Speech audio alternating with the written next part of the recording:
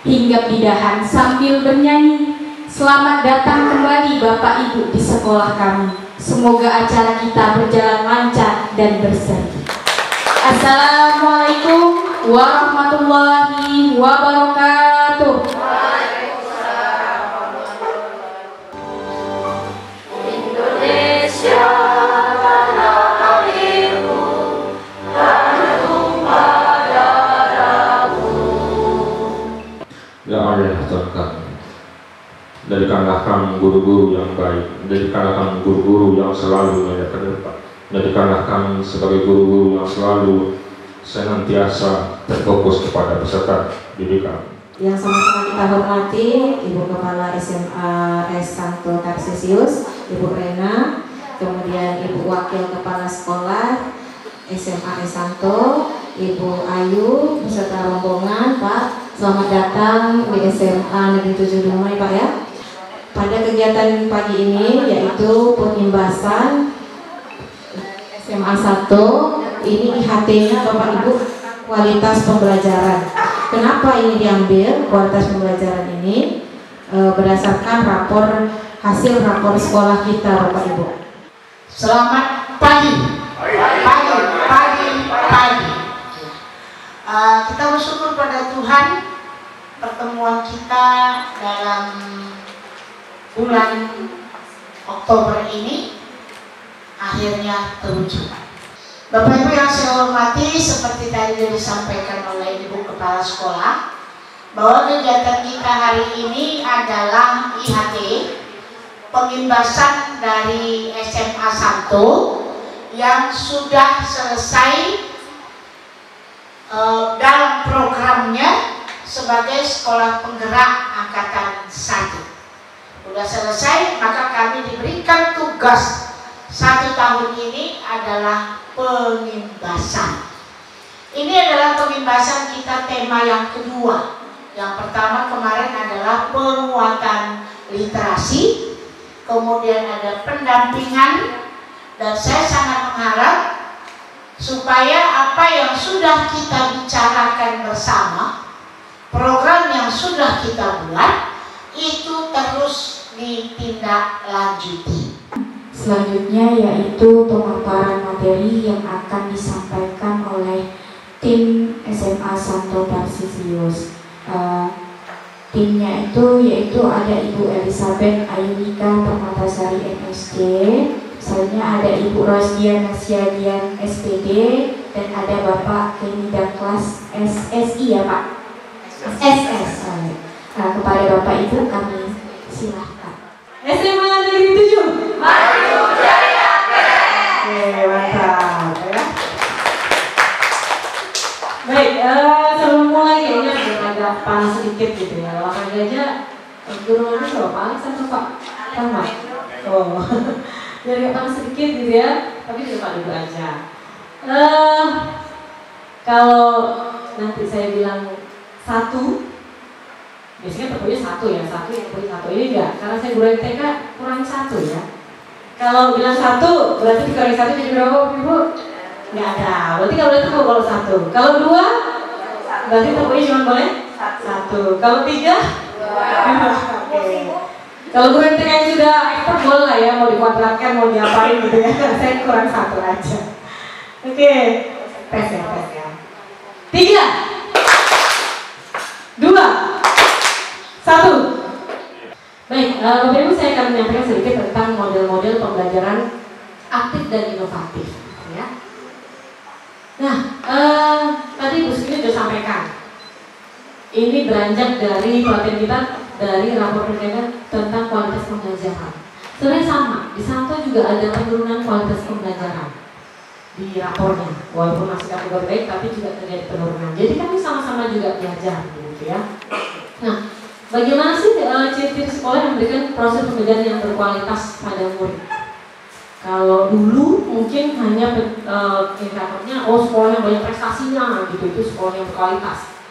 Kalau sekarang nggak bisa nih Bapak Ibu ya, nggak cukup cuma panen prestasi aja, tapi ikut keamanannya, semua lah dulu ya. Dukungan sosial emosional, pembelajarannya, asesmennya, prestasinya semua lengkap. Nah, tapi itu kan luas sekali ya. Kita kalau mau mulai dari yang besar kan tentu kita mulai aja dari yang lingkup paling kecil. Saya juga dengan Bapak Ibu guru selaku guru mata pelajaran, tentu kita paling mudah mulai dari kelas kita.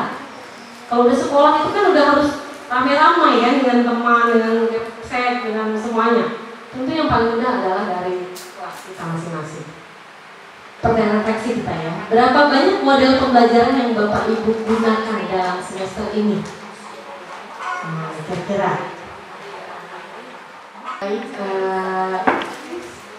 mungkin nggak banyak ya Bu ya. Yang model pembelajaran yang saya pakai itu biasanya PBL, Problem Based Learning. Jadi apakah model itu termasuk pembelajaran aktif? Menurut saya iya, karena anak kita hanya berperan sebagai fasilitator. Anak berperan besar di dalam proses pembelajarannya, baik itu dalam diskusinya, menemukan masalahnya, dan mencari solusi dari masalah tersebut. Oke, apa aja contoh kegiatannya? Kalau PBL kan tadi kita memberikan masalah dulu ke anak, kemudian nanti anak menemukan masalah tersebut melalui proses diskusi, apakah melalui praktikum atau praktek di dalam proses pembelajarannya untuk mencari jawaban dari masalah yang kita paparkan di awal. Jadi itu saja sih Bu, untuk sekarang saya masih PBL yang saya terapkan di dalam kelas. Terima kasih. Iya baik Bapak Ibu, untuk model pembelajaran terkadang saya juga menggunakan sistem game based learning Bapak Ibu. Jadi sambil belajar sambil bermain, jadi seperti itu ada pemaparan materi yang saya lakukan. Kemudian saya ajak anak-anak untuk menyelesaikan studi kasus dalam bentuk bermain seperti itu. Terima kasih. Ini ada contoh dari mana? Saya nyari ya, ada yang buat model pembelajaran dari kenyang, dia buat sendiri gitu ya. Langkahnya, yang pertama KSI dulu, sosial emosional, jadi anak-anak ditanya gimana, lalu stimulus, lalu inquiry, lalu ada karya, ada elaborasi. Guru mereka kan sering elaborasi kan. Di sintaks yang tadi saya sebutkan itu nggak ada yang nyebut elaborasi bahkan gitu ya. Lalu komunikasi, refleksi. Nah, jadi sudah dibuat sintaks sendiri gitu. Jadi itu sebenarnya ternyata model pembelajaran inovatif. Namanya inovatif, berarti ada yang baru gitu ya. Baik, terima kasih Ibu. Sangat menarik sekali pemaparan yang telah Ibu lakukan. Saya ingin mengetahui lebih dalam istilah kita berbagi praktik baik Ibu di kelas. Bagaimana Ibu menerapkan feedback classroom ini Ibu di kelas di satu seperti apa? Karena saya kan kebetulan juga ada tugas tambahan di SMA Negeri 8 Dumai, di mana di sana kendalanya sekolah tidak memiliki listrik seperti itu. Jadi ketika Ibu menyebutkan ini, itu hal menarik bagi saya. Karena guru-guru di sana sering cerita, Ibu, kami begini, kami begitu, kami begini, begitu. Saya inginnya Ibu cerita lebih dalam. Bagaimana ketika Ibu pertama kali menerapkan ini, bagaimana reaksi dari siswa itu pertama? Karena kita ketahui kami di daerah di pelosok-pelosok ini masalahnya Ibu. Saya juga sudah pernah menerapkan, tapi karena tidak ada feedback dari anak, kita kasih materi ke anak sama sekali tidak membuka Ibu. Padahal kan kalau di SMA 7 rata-rata anak sudah memiliki handphone, sudah canggih rata-rata. Cuma mereka ada yang respon, cuma 1, 2, 3. Jadi bagaimana sih caranya supaya ada rasa ketertarikan anak seperti itu? Karena pola pikir anak yang di daerah yang di pelosok-pelosok ini, setahu dia di sekolah itu semuanya, ketika pulang ya udah, karena terkadang ada yang bekerja seperti itu. Mohon mungkin bisa Ibu berbagi praktik baiknya, mungkin bisa kami coba nanti seperti itu Ibu. Baik, terima kasih. Oke, baik Bu Awi. Saya mana apa Ibu ya? Ya, untuk flip classroom ini memang saya pun dengan kayak yang lama juga lah untuk bisa. Jangan kan Ibu bilang daerah ini kok aja dengan segala fasilitas harus nggak ada kendala. Ini terjadi juga gitu. Pulang nggak bawa apa-apa, datang ke sekolah tidak ada. Kalau flip classroom yang saya terapin memang saya gini. Jadi sebelum pertemuan sebelumnya masuk, misalkan besok mau belajar aturan sinus. Nah, saya kalau awal saya kasih sumber-sumbernya, buku ini atau link kalau memungkinkan di internet. Tapi kalau nggak kan minimal buku mereka ada kan dari pemerintah. Nah, lalu tapi kalau sekarang saya udah nggak kasih lagi sumbernya, bahkan saya bebaskan mereka mau cari di mana aja. Nanti pertemuan yang akan datang, jadi di awal itu saya langsung buku catatan, memang saya di catatan ya, kumpulkan buku catatannya ke depan. Karena ternyata saya kan mikir, masa apa-apa kok orientasi nilai. Kemarin saya dapat pelatihan dari dosen Yunus, ternyata karakter Gen Z itu, karena kan Gen Z ya, mereka tuh sangat haus akan reward. Jadi reward tuh nggak harus ini ya, nggak harus wow bukan, tapi kayak mereka kalau saya dapat tugas, mereka dicek. Kalau nggak dicek nggak akan dikerjakan lagi besok. Nah itu harus konsisten kita. Padahal saya ngecek tuh, saya bukan ngecek nilai, bukan, saya cuma lihat misalkan aturan sinus saya minta komponennya ini 3 komponen. Saya cek kalau lengkap semua ada dan cara nulisnya juga teratur gitu, langsung saya kasih A.